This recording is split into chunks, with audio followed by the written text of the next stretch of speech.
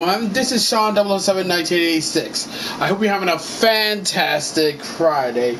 Yes, today's Friday, TGIF and everything. If you are working at ESPN, that would be a bad thing, unfortunately, because in case you haven't heard, or if you didn't know, ESPN has been, to put it mildly, has been on a layoff spree. Like, really a big layoff spree. I mean, I'm not too surprised. I really wasn't, but man, looking at the list, I was in shock. Like, for real, I was actually in shock because it was like, wow, they letting the good people go while keeping the bad people there. And Steph Curry hitting the goddamn three like he always do because he's a motherfucking legend, bitch. But I'm reading this list out, so please enjoy this computer gameplay between the LA Lakers and the Golden State Warriors. 12 minutes, superstar mode. On superstar difficulty, but you know. Oh, get that shit out of here! All right, let me read this. I'm reading this from Awful Announcing. And this is going to be updating, so don't be too surprised. A complete list of ESPN shocking on-air layoffs. ESPN was hit with massive layoffs on Friday, including some of the most recognizable faces on the network in high-profile positions. June 30th, 2023 was a Black Friday in Bristol, Connecticut.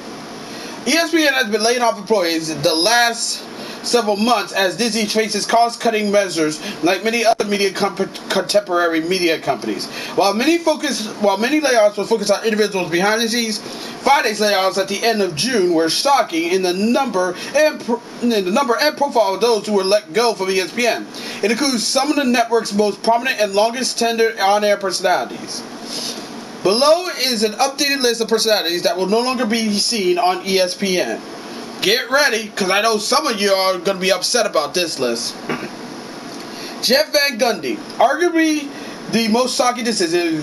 Jeff Van Gundy had called an incredible 17 NBA Finals with ESPN after joining the network in 2007. He had worked the last 15 NBA Finals along with Mike Breen and Mark Jackson, forming one of the longest-lasting trios in the history of sports broadcasting. This hurts me the most because I actually like Jeff Van Gundy and Mike Breen because those two can really have some good chemistry. Mark Jackson, I don't like Mark Jackson. Mark Jackson can eat a fucking dick, so you know, there it is what it is. Jalen Rose. Jalen Rose had worn a lot of hats at ESPN since coming into ESPN in 2007. College basketball analyst, NBA analyst, Jalen the Jacoby host, and Get Up star. He had most recently been a part of ESPN's main NBA countdown set, as it looks like the show will be retooled for the zillionth time. And pretty sure Detroit fans don't like this move because they feel like, here's the thing. He also covers Detroit basketball and the Detroit Pistons. So now, with him gone, Detroit will not get any kind of love on ESPN unless they win 82 games. And even if they do win 82 games or put together a damn good record that'll get them into the playoffs, the first thing motherfuckers will be saying is like, how does the Detroit Pistons winning 82 games and making it to the playoffs affect LeBron's legacy? Don't be Come on, now all y'all know that what I'm saying is the straight up truth on that one. That was straight up truth. I know it, you know it, God knows it, but it is what it is. And also he also decided to drink the woke Kool-Aid by saying that I can't remember what to say this next part, that that we should cancel Mount Rushmore because it's somehow racist or something. I don't know. He's an Indiana on that one. Oh, Turbo Block. Oh, what did I steal? Max Kellerman. Well, that was a big name I didn't see the comment. Kellerman's fate at ESPN was expected after the cancellation of his morning radio show alongside Keyshawn Johnson and Jay Williams and Pat McAfee impending arrival, potentially replacing this just in during the afternoons. But oh yeah, by the way, Keyshawn Johnson also got let go. And Vince Carter. So yeah, that's a shocker. This was Kellerman's second tour at ESPN. Many years ago, he was featured on ESPN's boxing coverage before launching Around the Horn in 2002. After a stint with Fox Sports, Kellerman returned to ESPN first in Los Angeles with Marcellus Wiley and then as Stephen A. Smith's first take debate partner from 2016 to 2021.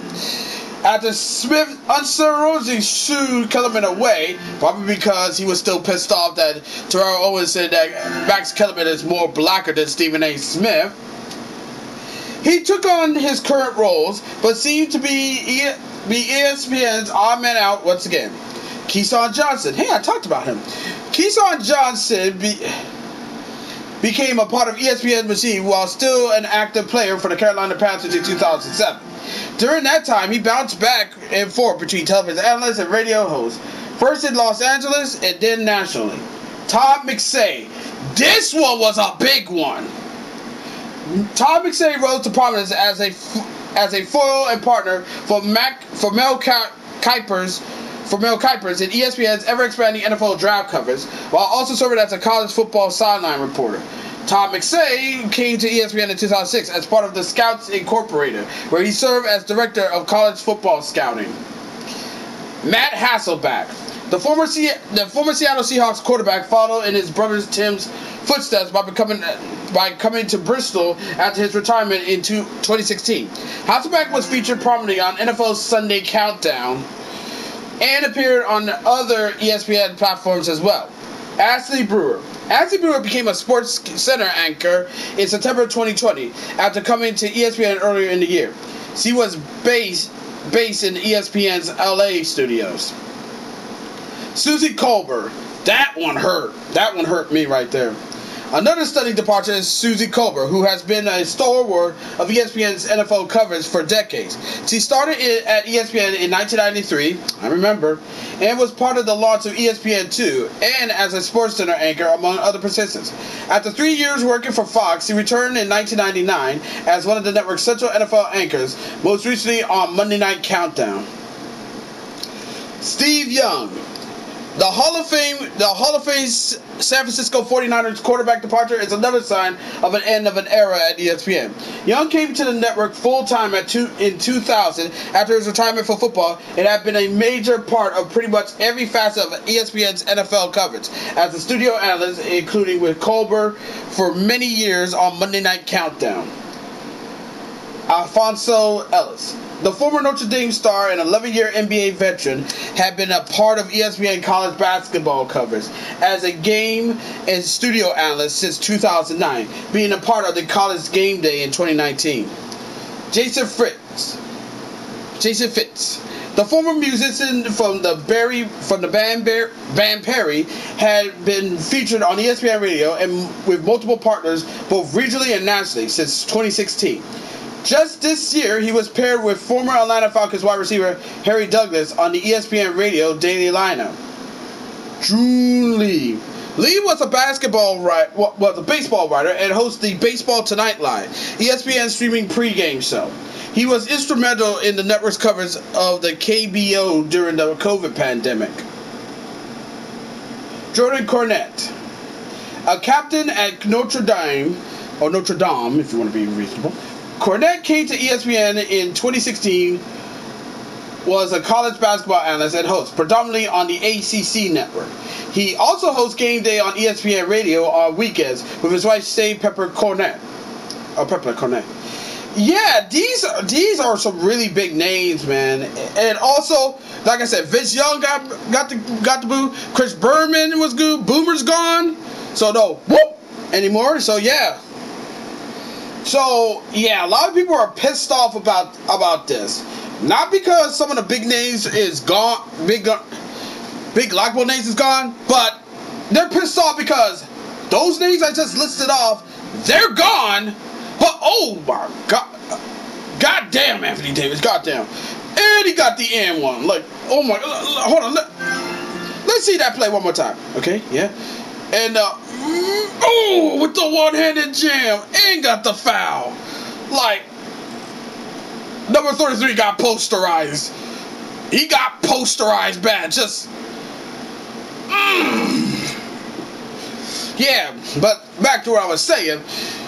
They're gone. The names that I just listed off, everyone's pissed off that they're gone, but yet ESPN keeps the likes of Malika Andrews and Kendrick Perkins. Like, so why you keep them? Everybody knows everyone hated Kendrick Perkins because he's nothing but a race-baiting son of a bitch. And Malika Andrews, oh my fucking god. Everybody hates Malika Andrews. Even myself, I hate her because all she does is turn down black men for no goddamn apparent reason. And I feel like that's kind of fucked up how she keep getting away with that shit every single fucking time. And I think the reason why ESPN will reprimand her for her because she probably got some dirt. I mean, who can forget how she brought a Brandon Williams case during the NBA draft? Like, why would you bring that up? You're a sports analyst. You're supposed to report about sports. But it is what it is. It is what it is. And honestly, I think I know the reason why they're doing this. They're doing this because of one reason. Well, two reasons. Reason number one is because, well, Disney has lost approximately $900 million after putting out shit after shit after shit of bad movies. So yeah, that might be one of them. That might be one of them. They lost $900 million from making crap. And also, let's see, there's that. And also, they were trying to find ways to cut. And hold on here. Okay, $900 million. I tried to get my. I've been working so hard. I've been trying to get my. Okay, they lost $900 million. Oh yeah, and another one is that many people are tuning away from ESPN and are watching YouTubers talk about sports, because the thing is, sports fans will want to see things about sports and not about politics. And honestly, I can't fucking blame them, because who wants to watch bullshit about politics, everything, including sports? People want to watch sports just to get away from that shit. But you know, it is what it is. I mean, the way that ESPN is going, and I know that ESPN ain't going to change for the life of me, there's a good chance that ESPN might close up shop by 2030. I wouldn't be too surprised about that one. I really shouldn't be too surprised about that one. Y'all shouldn't be too surprised about that one. But, you know, it is what it is. But I just want to put this out there. I'll leave the link onto this list right here. But, yeah, I feel like ESPN is going to get really bad. And the only reason why, if you want my honest opinion, and this is just me, the only reason why people tune into ESPN is to watch the live sports covers. You know, like the NBA games, the NBA Finals, Monday Night Football, you know, all that shit. But, but with those two leagues still, in college football, let's not forget that. But with those leagues are in the off season right now, who really want to tune into ESPN? What, to hear Malika Andrews tear down another black man because of whatever bullshit reason, or hear her, you know, put some feminist crap, or hear Kendrick Perkins make boneheaded take on the boneheaded take? Which, by the way, I'm still pissed off that they kept that motherfucker after what he did.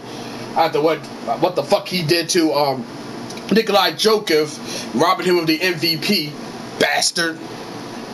But yeah, I feel like things are not gonna look great for ESPN as a whole. But yeah, it is what it is right there, guys. It is what it is. But anywho, that's just my 2 cents on the whole thing is. I would like to know what you think on this whole situation. As always, be sure to leave a comment, like this video, subscribe to this channel, click the notification bell so you don't miss an update, share with your friends, share with your neighbors, share with others, and that's about it. Until next time, this is Darkside2K7. Oh god, that was old. Until next time, this is Sean 007-1986 signing off. Thank you for watching this video. Really means a lot. And I'll see you in the next one. Catch you later. Peace. But really, ESPN, you're gonna let Jeff Van Gundy go. You're gonna fire Jeff Van Gundy, but keep motherfuckers like Malika Andrews and Kendrick Perkins on. What the fuck? You know what? Fuck you, ESPN. Fuck you.